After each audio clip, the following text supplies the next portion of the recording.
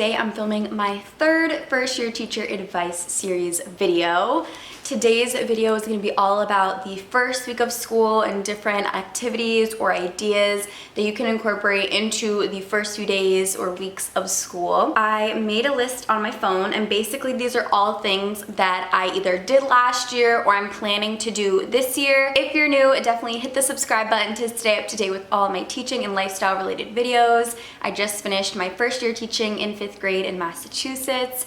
I will be a second year teacher next year, and I'm staying in 5th grade, and I'm super excited. The first thing I highly recommend doing, and this is kind of an alternative for class rules. This is not my original idea. I found it on Instagram. I first saw it from Miss Jan's fam on Instagram, and then she told me she saw it from someone. So of course, many ideas in teaching are recycled, so this is not my original idea, but I will insert a picture here. I've already shown you guys already, and you've probably seen it on my Instagram, of the anchor chart that we created together. Instead of creating class rules, we refer to this all year long. So basically you ask students how they want to feel in this class. So I just ask my students, how do they want to feel when they're in this class together? When they're in our class, when they're in school, how do you want to feel as a 5th grader? As you can see from the one that my class created last year, they said things like they want to be accepted, they want to feel comfortable, they want to feel happy, they want to feel excited to learn. They came up with such great ideas. And so that's where we stopped the first day. I mean, you could do it differently, but that's just what I do. So I stop there, and then the next day we come back and we review what we wrote, how we want to feel, see if anyone wants to add anything else.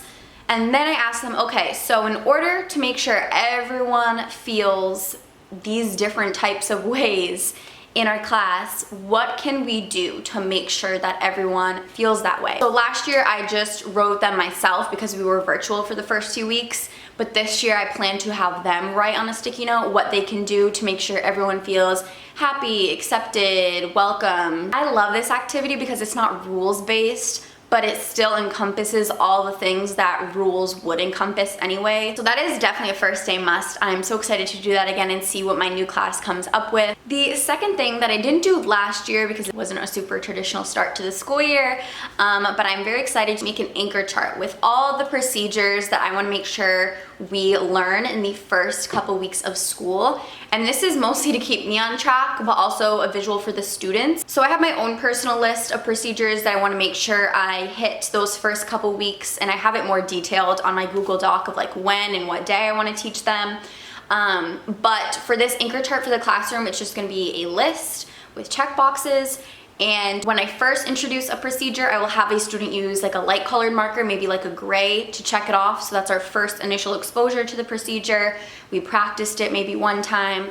And then when we finally master that specific procedure, I will have a student go back with maybe like a red or like a dark blue marker to go on top of the lighter marker to signify that we master that procedure. The next activity I recommend doing is sitting down and talking about your school motto if you have one.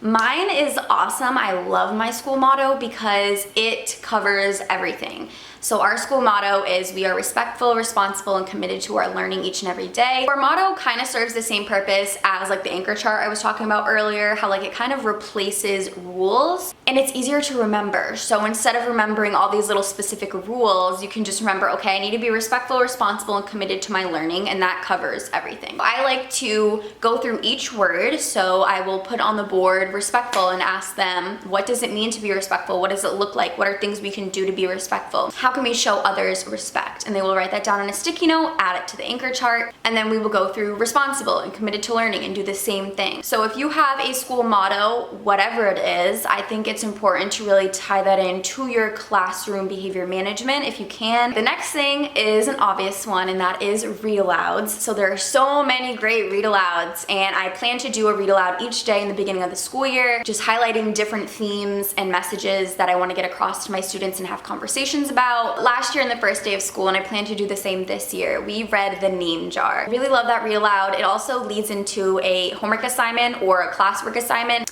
that is all about the story of their name, which is really fun. So I plan to do the read aloud on the first day again. The story of my name activity comes with 2 sheets, and the first sheet I'm gonna have them do in class. It's kind of like brainstorming, thinking if they can answer any of the questions about their name without any help. And then they're gonna take it home for homework and have their parents help them with any questions they're not sure of. And then they're going to use the second paper to write the story of their name. And then we will be able to share it the next day in class. Like I said, I did this last year and I truly learned a lot about my students just from this one assignment. Some of their middle names had really sentimental meanings behind them that I would have never known. And it instantly kind of opened up a connection there that I had that information and I was able to kind of start a connection based on that. So it really starts building that classroom community, especially when they're sharing with each other. The next thing I didn't do last year, but I'm excited to do this year, and that is math about me. In my last first year teacher advice video, we were talking about things you should prep over summer, and I was talking about the first week of school activities. And I mentioned that I personally think it's best to follow the flow of your natural school day, even from the very beginning of the school year, so that when you do get into curriculum, they're already used to that like scheduling. So in the beginning of the year, I like to put like ELA activities during our ELA time, math activities during our math time. So for our math time, the first or second day, we're gonna do a math about me activity. It's basically just simple math. They can do like multiplication, addition, subtraction, problems, and everyone else in the class has to solve it in order to get that information about them.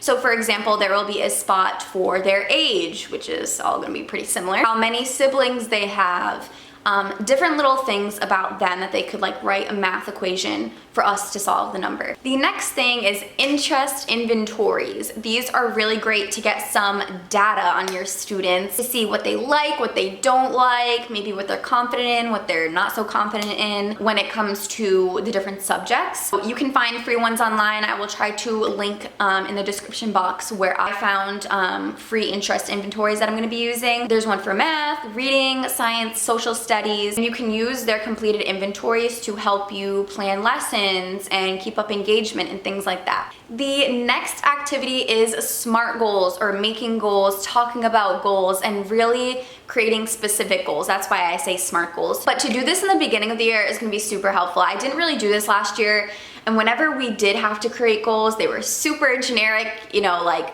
be better at math or get better at reading. Like, what does that even mean? So of course it is on me to really teach them about creating SMART goals, which I'm excited about for this school year. So those are my ideas for the first day or first week of school activities. There are so many ideas out there, of course. I definitely try to make them meaningful, make sure they're helping build community or helping me get to know them. Definitely feel free to share your first day or first week activity ideas in the comments down below. So I hope this video was helpful and that maybe you'll be doing one of these activities for the first day or first week of school. Definitely let me know down below if you are. Stay tuned for more first year teacher advice series videos. They will be going up on Saturdays all throughout summer. Thank you so much for watching, and I will see you in my next video.